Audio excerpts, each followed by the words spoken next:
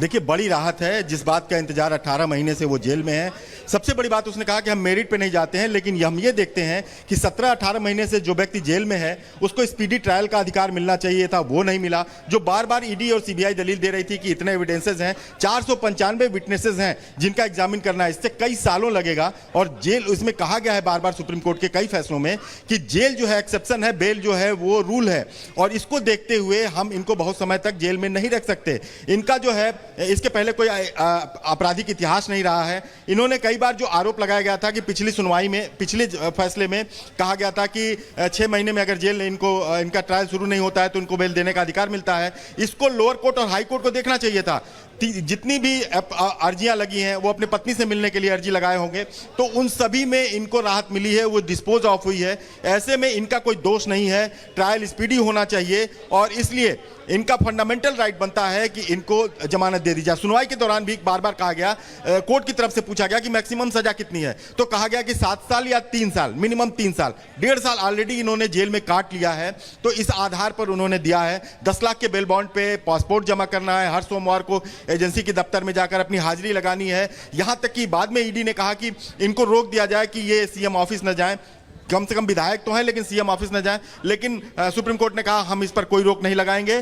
तो एक तरह से कहा जाए कि बड़ी राहत मिली है। जो भी चाह रही थी ईडी की मेरिट के आधार पे किया जाए, कोर्ट ने सीधे मानवता के आधार पे इनको जमानत दी है और कहा है कि हम टोटली मेरिट पे नहीं जाते, पीएमएलए 45 पे नहीं जाते। हम ये देख रहे हैं कि जिस तरह से ट्रायल होना चाहिए था, अगर इस तरह से ट्रायल के आधार पर आप कह रहे हैं कि ट्रायल शुरू नहीं हुआ है, चार्जशीट फाइल हो गई है, 8 चार्जशीट फाइल हो चुकी है, उसमें कितने अभी ट्रायल शुरू नहीं हुआ, इसमें इतने में कितने दिन तक हम सिसोदिया को जेल में रख पाएंगे? और जेल में रखना चाहिए, उनका फंडामेंटल राइट भी प्रभावित हो रहा है, ये भी कोर्ट को देखना चाहिए। ये सारे आधार पर कोर्ट ने उनको जमानत दी है, शर्तें भी लगाई हैं और जमानत भी दी है, तो एक बड़ी राहत है सिसोदिया के लिए। जैसा कि आप कह रहे हैं, देखिए शर्तें लगाई हैं लेकिन बड़ी राहत है और बहुत बड़ी राहत है आम आदमी पार्टी के लिए, क्योंकि आम आदमी पार्टी अभी कई समस्याओं से घिरी हुई है। हमारे साथ गणेश भी जुड़ गए आम आदमी पार्टी दफ्तर से ही। गणेश, जो हम देख रहे हैं दिल्ली में आए दिन कुछ घटनाएं होती हैं और सवाल दिल्ली सरकार पर होता है, ऐसे में एक बड़ा चेहरा, जो पार्टी का बड़ा चेहरा है, वो अब जेल से बाहर निकल रहा है।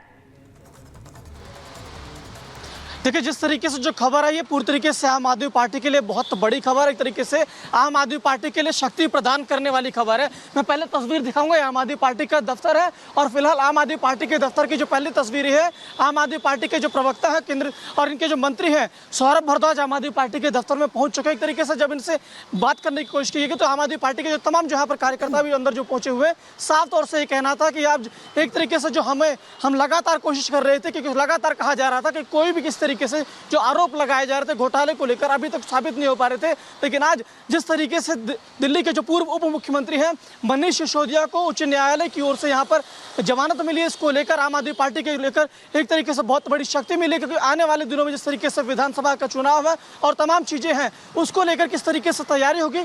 मनीष सिसोदिया यहाँ पर एक तरीके से आम आदमी पार्टी के दिल्ली के मुख्यमंत्री अरविंद केजरीवाल के बाद बड़े चेहरे हैं और शिक्षा क्रांति को लेकर लगातार आम आदमी पार्टी कहती रही है।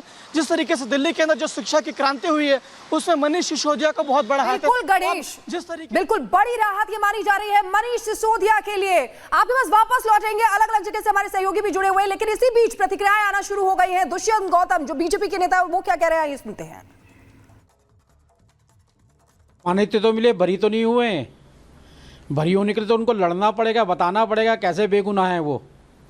दुनिया देश को और दिल्ली को गुमराह करने की आवश्यकता नहीं है। आज भी वो गुनाहगार हैं, आज भी उन पे आरोप लगे हुए हैं, खाली अल्पकालिक जमानत ही मिली है, उसमें इतना उत्साहवर्धन होने की आवश्यकता नहीं है। आखिर गुनाह है, उसकी सज़ा मिलेगी। जो बच्चों के हाथ में एक बोतल के साथ में एक बोतल फ्री पकड़ाने का काम किया गया है।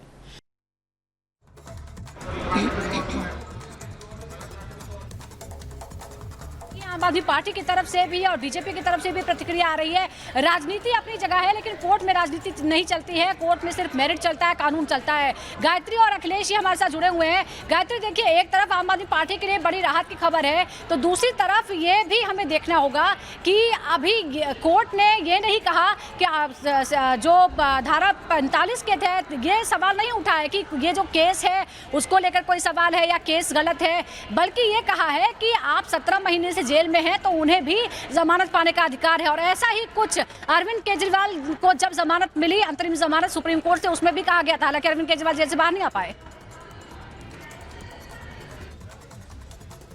बिल्कुल, देखिए राजनीतिक तौर पर अब इसको पूरे मुद्दे को भुनाने की कोशिश आम आदमी पार्टी करेगी, विपक्षी दल भी करेंगे, लेकिन अब अखिलेश जी एक सवाल खड़ा हो रहा है क्योंकि अब रिएक्शंस भी सामने आने लगे हैं।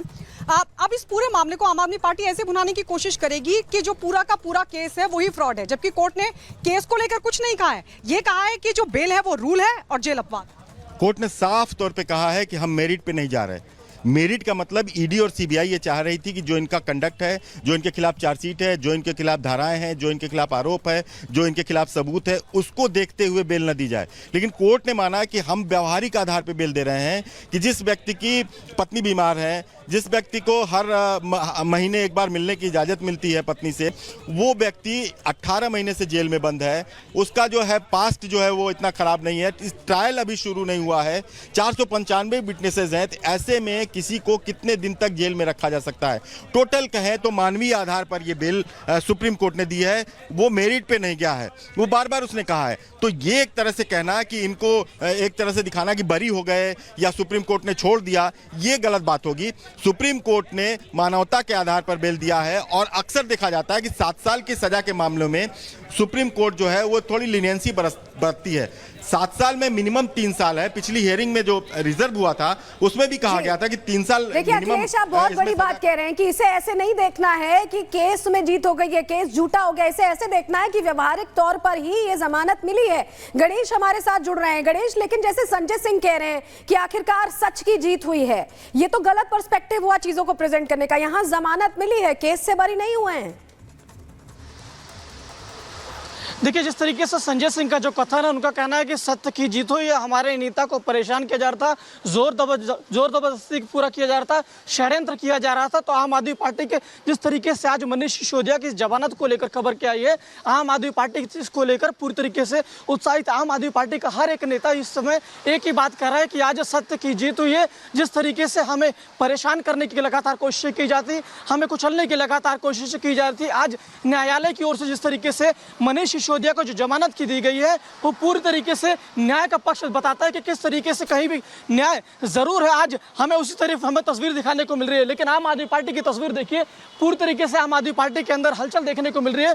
फिलहाल अगर बात करूं तो आम आदमी पार्टी में जो मंत्री है सौरभ भारद्वाज पहुंच चुके हैं और धीरे धीरे आम आदमी पार्टी के जो कार्यकर्ता हैं उनका आम आदमी पार्टी के दफ्तर आने का सिलसिला शुरू होगा। और आम आदमी पार्टी के सभी नेताओं का एक ही सुर में कहना है कि आज सत्य की जीत हुई है। और गणेश, तो जो तस्वीरें वहां आम आदमी पार्टी दफ्तर से निकलकर सामने आएंगी उसके लिए हम आगे आपका रुख करेंगे, आप हमारे साथ बने रहेगा। लेकिन एक बार दर्शकों को जानकारी दे देते हैं। देखिए, 26 फरवरी 2023 को मनीष सिसोदिया की गिरफ्तारी सीबीआई करती है। शराब घोटाले का ये पूरा मामला जिसमें गिरफ्तारी होती है और 28 फरवरी 2023 को वो कैबिनेट से इस्तीफा देते हैं। उप मुख्यमंत्री हुआ करते थे, बहुत सारे विभागों की, शिक्षा मंत्री भी थे, बहुत सारे विभागों की उन पर जिम्मेदारियां थी। 9 मार्च 2023 को उसके बाद ईडी ने उन्हें गिरफ्तार कर लिया। दो तरफ से मामले की जांच चल रही है, सीबीआई भी जांच कर रही है, ईडी भी जांच कर रही है और ऐसे में दोनों में फंसते नजर आए।